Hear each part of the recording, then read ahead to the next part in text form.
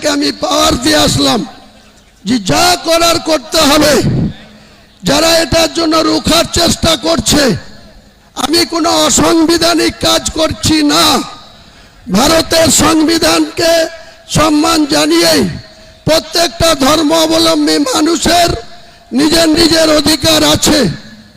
কেউ চার্চ বানাতে পারে, কেউ গির্জা বানাতে পারে, কেউ মন্দির বানাতে পারে। আমরা মুসলমান যারা, তারা আল্লাহর ঘর মসজিদ বানাতে পারি।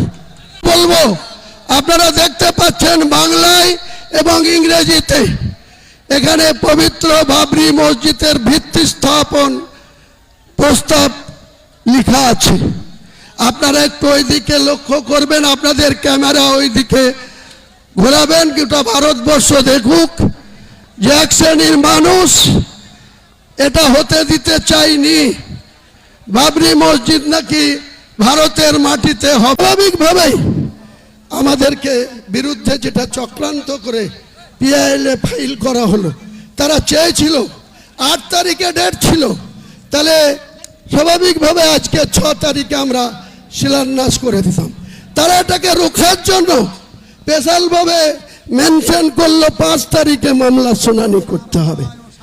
মহান আল্লাহ যাকে সাপোর্ট দেয়, মহান আল্লাহ যাকে দোয়া করে, আল্লাহ যাকে ভালোবাসে, এই পৃথিবীর কোনো মানুষ তার বিরোধিতা করলেও সাকসেস আসে না, সার্থকতা আসে না, সফলতা পায়।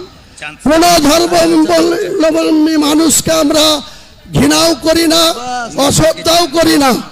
আমার ধর্মের প্রতি আমরা যেমন আস্থাশীল, তেমনি অন্য ধর্মের প্রতিও আমরা। आज कोई पॉलिटिकल बात नहीं बोलूंगी।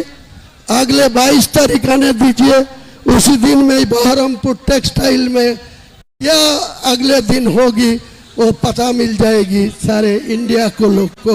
सर